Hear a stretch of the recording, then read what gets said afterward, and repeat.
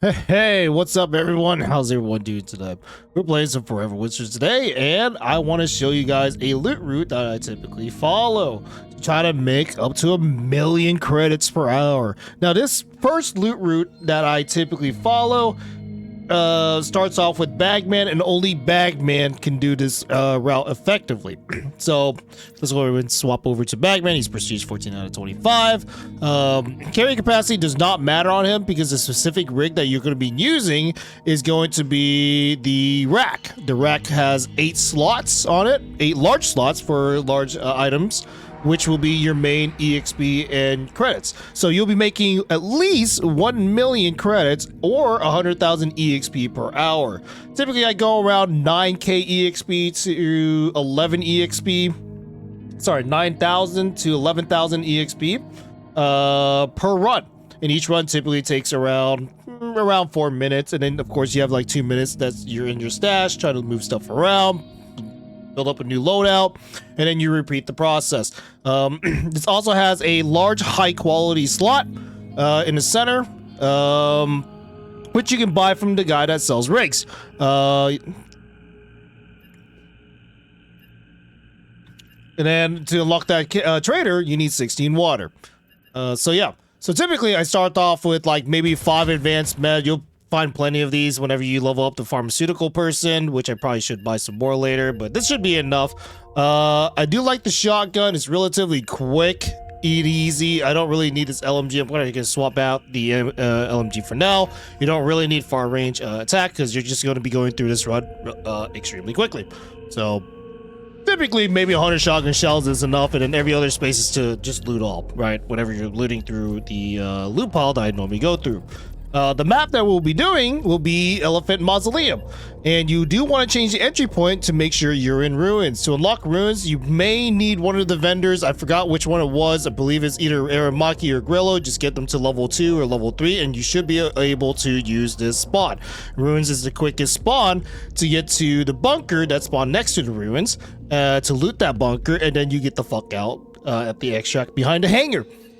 All right, so here's the play is to go in, loot the bunker. You'll be looting a lot of explosive and big lock boxes, and then you loot whatever containers in there. You'll be killing the infantry that's inside really quickly. You can use any shotgun for this. They're all effective. As long as you're able to just score a headshot, you should be able to one-tap most of them, unless you're fighting against heavy infantry.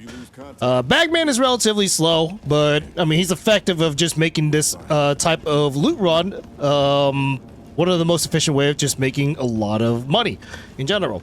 Now, Bagman's the only person that can do this is because the rig that he's using right now, the rack, is only usable on Bagman. Nobody else can use this type of rig, unfortunately. So you can only do this with Bagman, but this is only for anybody that really wants to level up Bagman, or if you really want to make 1,000,000 credits per hour, if you're really not down bad. You will have infantry spawn in here. We got heavy infantry this time, scoot over here. Right and hand peek, murder them down. All right, they're bugging out. That's okay. More infantry coming in from the side. Melt them down as well. Sometimes you can have a mech kind of come in. All right, they're busy with someone else. So there's one spawn where you can have a bunch of explosives spawn here, or the other explosive set will be spawned down there. I like this type of seed so far for loot, primarily because you order automatically to get 2 large lock boxes. So grab both of those, loot whatever bodies. I'll just loot them all because I honestly don't really care what I picked up. I need ammo anyways, so everything is effective. And yes, you can't have the mech kind of come in. You got to be very careful with that mech. He doesn't know that I'm here yet. I might have wiped out a squad that spawned with that mech. Okay, this is an extremely rare occurrence. It might be because of the shotgun. I'm going to try to get him to go out, but I think he doesn't realize that I'm outside. I could be wrong. I need that loot though, so he's kind of in the way for all the explosive I do want to try to grab. So we have to like go around the side.